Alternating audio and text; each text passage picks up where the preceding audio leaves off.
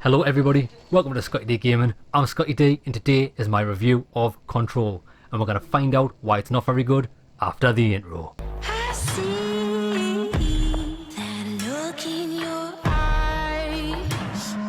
It makes me go blind. Cut me deep. These secrets and lies. Before we start, I have to get this off my chest. The critic reviews for this game are given 8s and 9s across the board. It's nowhere close, and it really pisses me off when these shills inflate a game's score for monetary gain. Either that, or it's the first game they've played since Pong and they've got no other point of reference.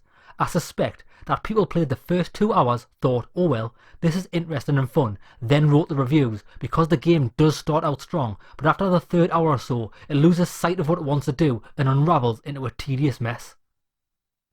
I love anything to do with the supernatural, and the story had me interested from the start. You aren't told a great deal of what's going on, but you're a girl called Jessie who has a supernatural entity inside of her. This entity has guided her to the Federal Bureau of Control for answers on why they took her brother away from her 17 years ago. Once you get there, you find the director's dead, and the place has been overrun by bad entities called the Hiss, who can control humans. The supernatural theme instantly had me hooked and wanting more. The problem is that the story never goes anywhere. What you know at the start is what you know at the end. There's no surprises. It's all hung on the mysterious entity inside of you. And it's not that interesting or fleshed out. In fact, it's a pain in the arse. Jessie can't have a conversation with someone without talking to herself at the same time. It's really off-putting, and I found it amusing that the person you're talking to will just wait for you to finish your extended monologue with yourself before continuing on. I enjoyed the combat, but only in the beginning when I was promised more. Jessie controls well, she's responsive, but it is the absolute bare minimum you can get away with in a third-person shooter these days. There's no cover system other than manually walking behind things. You can crouch, but you'll never use it because once you fire a shot, you don't automatically crouch again, which is very strange because if you aim without firing, you will auto-crouch once you let go of aim. Maybe this is just an oversight by the developers, or just a testament to the unfinished nature of the game. There are only 5 guns in Control. There's a pistol, a shotgun, Uzi, railgun and rocket launcher.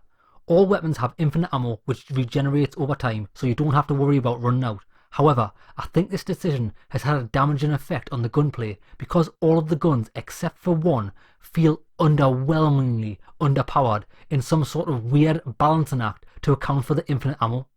Once you get the railgun pretty early on, there's no need to use any other weapon and nothing else comes close to its damage. It's not that the gun is particularly overpowered, but that the other guns are like water pistols. So let's pretend that the railgun doesn't exist. You won't use the Uzi because it does so little damage that it will take more than a full clip of headshots to kill anyone, and it's so inaccurate those necessary shots will miss. You won't use the rocket launcher because a direct shot to the chest will do less damage than a headshot from a pistol, and the splash damage is pathetic. This only leaves the pistol and the shotgun, which are the next best weapons aside from the railgun. The pistol is okay early on, but the enemies become bullet sponges later on, so that its effectiveness is reduced. I like the shotgun for its close range panic damage and found that the most useful combination was the railgun combined with the shotgun. Control does have progression, upgrade and loot systems. However, all of them are complete random nonsense. The decisions here must have been made during amateur hour. I'll start with the progression system. When you complete a mission, you'll be rewarded with skill points to spend in the skill tree. It is the most uninspired and underwhelming skill tree I've ever seen.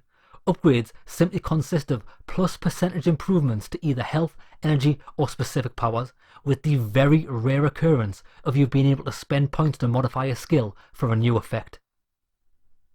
My other issue with the skill tree is that all of the upgrade points are hidden and you can't see what they do in advance, so you can't plan on what skills you want, meaning you have to waste points going down a tree to eventually find that an upgrade was completely worthless.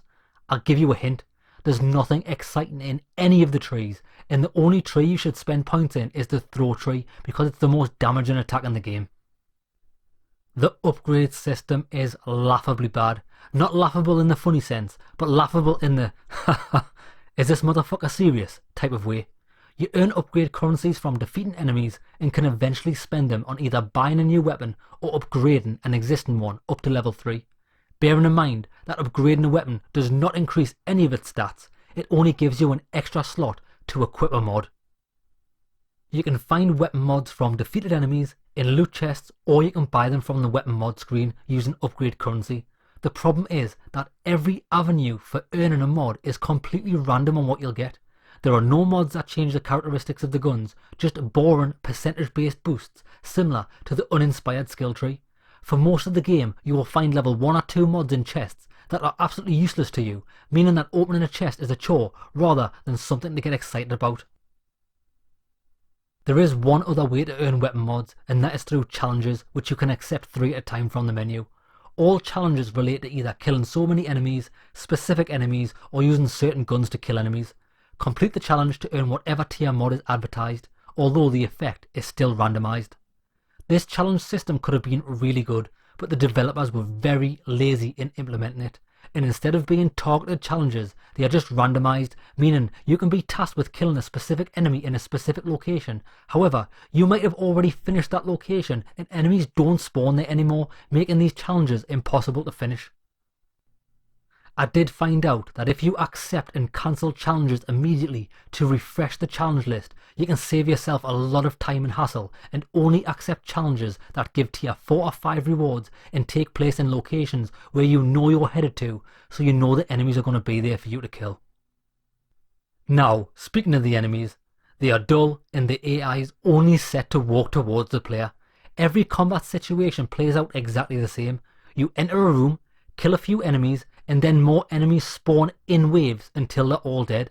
There's no epic bosses during the main story. There's not even a last boss. Just hordes of the same enemies you've fought since the very beginning. Enemies have no personalities, not even the ones that are supposed to be important. There's no build up to them, no introduction cutscene to get the blood pumping. You'll just stumble upon a harder than normal enemy, and after you beat him, someone will message you on the radio saying, "Oh, by the way, that was important, Dave. Well done, you can progress now." There's just no impact. There are side missions scattered about, but you won't find them because the navigation in this game is too frustrating. The map is dog shit, there's no mini-map, no map markers, and you can't cycle through map layers to see interlinking corridors.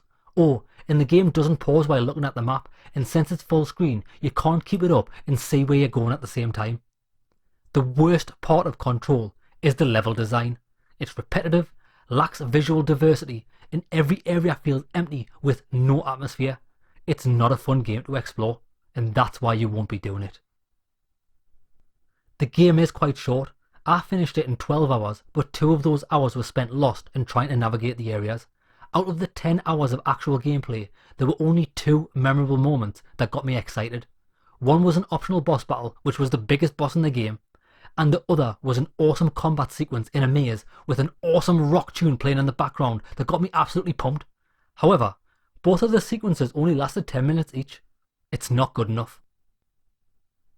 Control isn't a good game. It's a remarkably average one at best. Both the story and the gameplay are completely forgettable, and you could mistake this as an unfinished alpha version of a yet to be released final product. Do not reward this type of game with your hard-earned money. I regret it.